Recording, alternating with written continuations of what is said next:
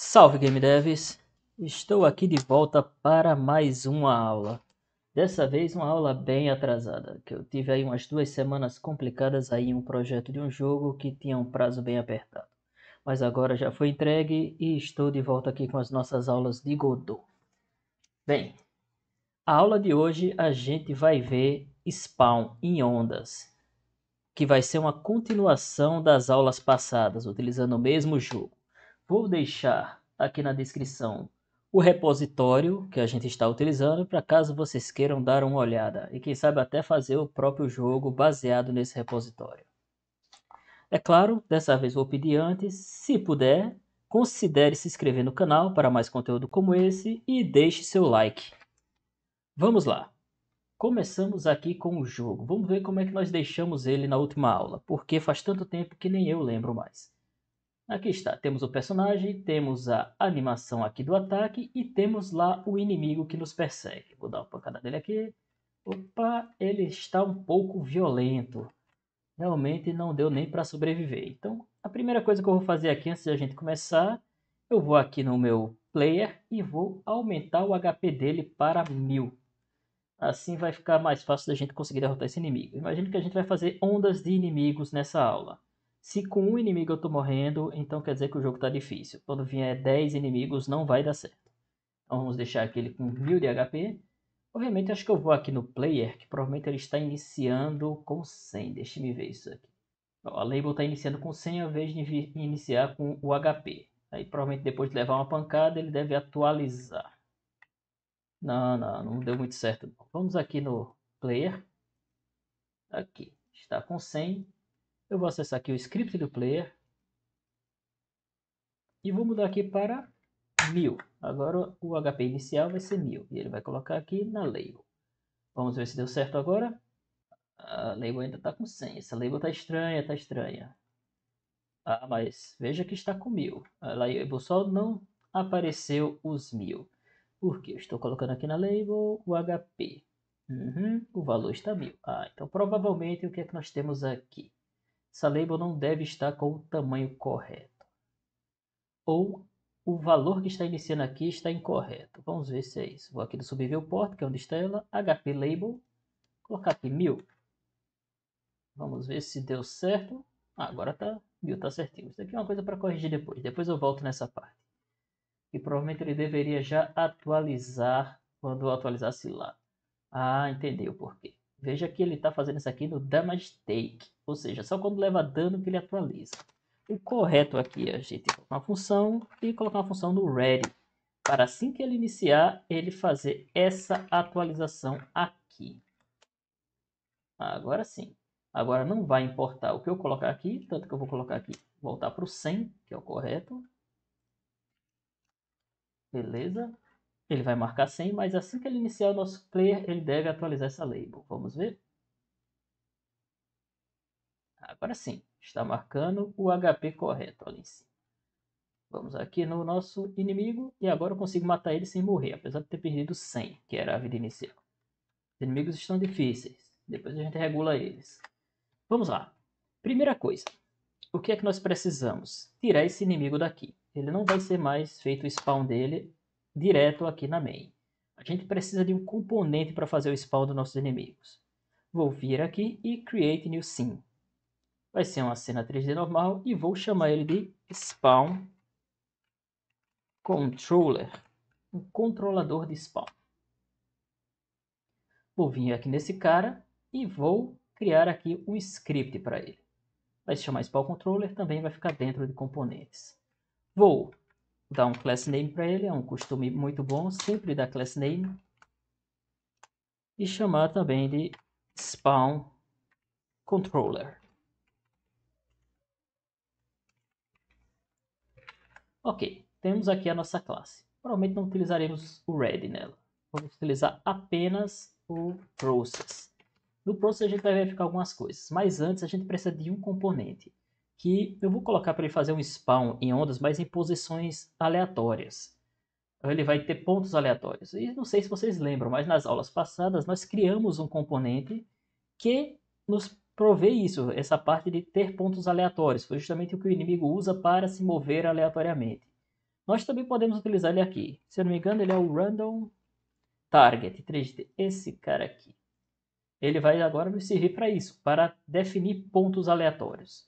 Vou colocar ele aqui no meu código, com o ready, e vou aqui definir uma coisa. Aqui ele está com o raio dele vai ser 10, porque ele foi feito para o inimigo se mover. No caso aqui eu vou colocar 50, para os inimigos aparecerem no área de 50. E aqui também, como estava relacionado à visão, ele está menos 120 a 120. Vamos colocar aqui 360 a 360.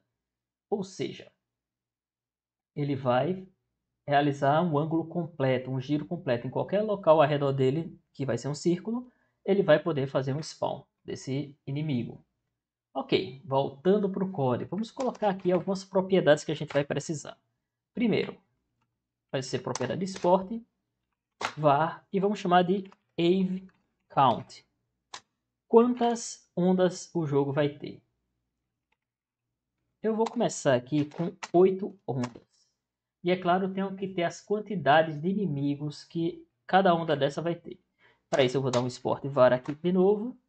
Vamos chamar de wave enemy count. Pronto.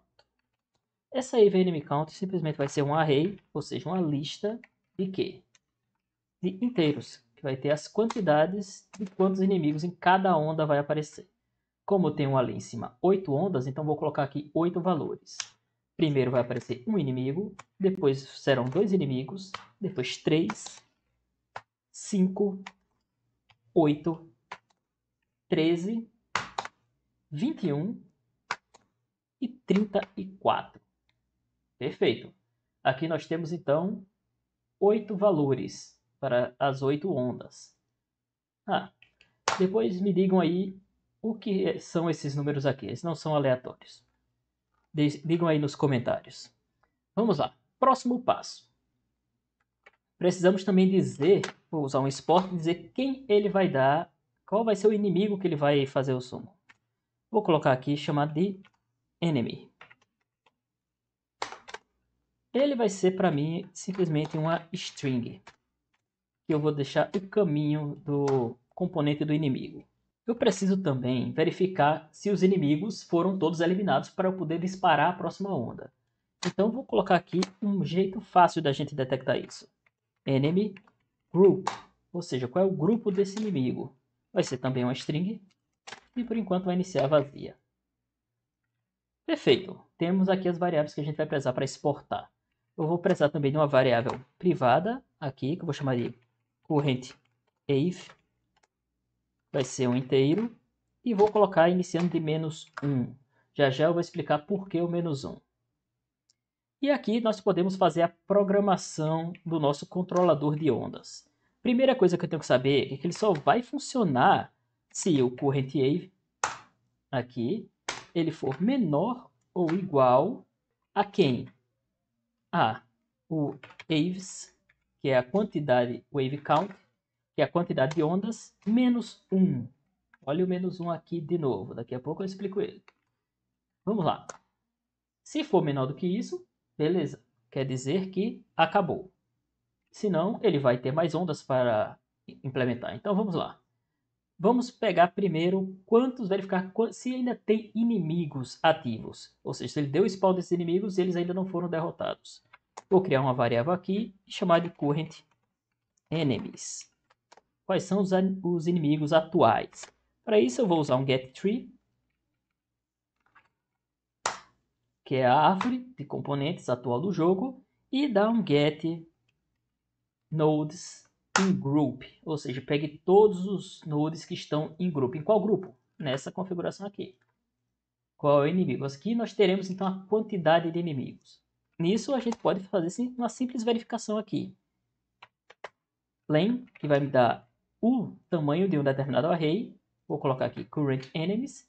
Se esse len por acaso for menor ou igual a 0, quer dizer que todos os inimigos foram derrotados. Se isso aconteceu, current wave mais igual a 1. Agora explicando o -1. Bem, e em programação em geral, digamos que isso é a regra, existem exceções, mas são raríssimas, todo array sempre vai ser contado a partir do zero. Ou seja, vai ser 0, 1, 2, 3. Se aqui eu tenho um array que tem 8 componentes, ele vai ser do 0 até o 7. Por isso que eu estou iniciando meu current wave no menos 1. Ou seja, quando eu incrementar ele por 1 aqui, ele vai do menos 1 para o 0, que é a primeira onda. E depois vai seguindo. Aqui a contagem é 8 mesmo, que ele vai do 1 ao 8. Por isso que nós estamos aqui no wave count e também fazendo menos 1 para que ele vá do 7. Ou seja, o current wave vai de 0 a 7, enquanto o wave count vai até 8. E isso daí é o que vai fazer o nosso controle. Não se preocupe em errar isso. De vez em quando você vai acabar esquecendo desse detalhe de adicionar o menos 1 quando está trabalhando com arrays. É claro, você também pode tratar de outra maneira. Tratar aqui como se fosse um 7 já. Aí não precisaria desse menos 1. Mas para mim, isso deixa menos intuitivo, já que isso daqui é uma variável de export, e quem está utilizando o nosso componente vai querer dizer apenas a quantidade de ondas, não a quantidade de ondas menos 1. Não fica intuitivo. Então é melhor você tratar isso aqui no código do que expor uma complexidade. Esse é um dos princípios até do próprio Python, esconder a complexidade de quem usa. Tem que ser simples e facilitar. Quanto mais simples for e a complexidade for oculta pela programação, menos chance de erros acontecerem. Bem, continuando a aula, vamos lá. Chegamos aqui, então nós temos agora uma onda a mais. Então o que é que nós vamos fazer? Fazer o spawn dos nossos inimigos na área. Vou usar um for, porque um index desse inimigo que esteja no range. Que range? Ah, eu tenho aqui o Ave Enemy Count, que é um array. Se ele é um array, eu vou usar aqui o current Ave nele. Ou seja, ele vai retornar a quantidade do atual, da onda atual, ou 1, ou 2, ou 3, ou 5, ou 8, 13, 21 ou 34. Vou dar 2 pontos aqui e vou continuar. Agora que eu tenho esse index, eu posso fazer uma coisa. Var point. Em que ponto esse inimigo específico ele vai spawnar? Por isso, agora eu tenho o meu random target 3D ponto getNextPoint, que é a mesma função que nós utilizamos lá do inimigo para ele se mover. Agora eu tenho um ponto aleatório num raio de 50 unidades ao redor de onde for colocado esse componente. Outra coisa que precisaremos vai ser a instância, chamada instance. E essa instância vai ser o load, ou seja, carregar quem? O enemy, esse cara que eu coloquei aqui. E se eu carreguei, isso daqui vai ser um packed scene. Se ele é um packed scene, ele tem um cara chamado instantiate. Ou seja, ele vai gerar uma instância desse cara aqui. Tendo essa instância, a primeira coisa que eu preciso é adicionar ele à cena. Eu vou dar um getParent e vou dar um addChild. Quem? Vou adicionar a instância. Estou adicionando o inimigo, estou spawnando esse inimigo. Agora, depois que ele já está na cena, isso me permite que eu use o global position dele e diga que o global position vai ser o point desse cara. Assim ele vai spawnar num determinado ponto. Lembrando, esse getNextPoint ele já retorna o global position de alguém. Vamos verificar se isso é verdade. Segurando o Ctrl e clicando, eu vejo que ele retorna um vector 3D, que é um global position do target. Perfeito. É isso que a gente precisa. Voltando para o Spawn Controller. Pronto. Esse daqui, essas poucas linhas de código já são o nosso Spawn Controller. Ela já vai funcionar para spawnar aleatoriamente. Só nos resta agora testar. Mas antes disso, não vamos esquecer de uma coisa. Vamos até o inimigo. A gente disse que ele precisa de um grupo. Quem tem um grupo ainda aqui é o contact area dele. Mas como ele vai estar verificando uma instância, eu prefiro também colocar aqui no enemy, em node, e marcar que ele também é do grupo enemy. Isso já vai ajudar bastante lá a gente identificar quantos inimigos ainda estão ativos na nossa cena. Voltando aqui para o main, para a parte 3D, eu vou pegar o nosso Spawn Controller e colocar na cena. Perfeito. Veja que ele está posicionado bem no meio da cena. Não vou colocar ele aqui não, que pode dar problema porque nosso player está aí. Vou colocar ele aqui, um pouquinho acima ali. Perfeito. temos a nosso Spawn Controller aqui. Vou configurar ele. Aqui vou deixar com 8 mesmo. O array, vou deixar esse padrão que a gente programou lá no componente, no script. E dizer que o enemy é quem? É esse daqui. Vamos vir no enemy, botão direito aqui, copy path. Vamos copiar o caminho e colar aqui. Qual é o enemy group? Enemy. É o grupo chamado enemy.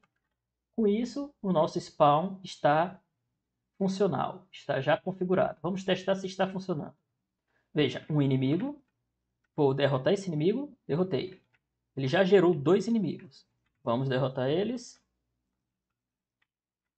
Eu já perdi 100 de vida. Vamos para o próximo. Opa, ó. Já está vindo mais 2 aqui atrás de mim. Teoricamente, se esse spawn, temos 3.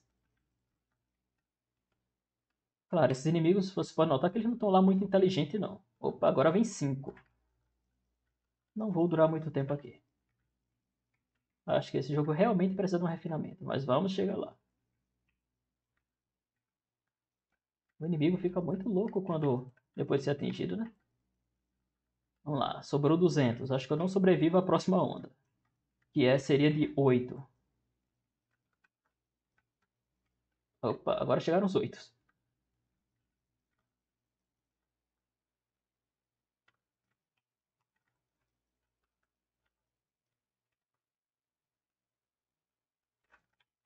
E morri. Bem, funcionou perfeitamente, então vou dizer que esta foi a aula de hoje. E agora, como eu disse, como eu terminei os projetos que eu estava fazendo, eu vou retomar a gravação dessas aulas semanais. Então, semana que vem teremos mais um vídeo e agora sim nós faremos um refinamento desse jogo e provavelmente incluiremos também assets 3D e montaremos um estágio de verdade para esse jogo nas próximas aulas. Bem, por hoje é só. Obrigado por ter assistido. Se gostou, considere se inscrever no canal, deixe seu like aí embaixo que ajuda bastante e até a próxima aula.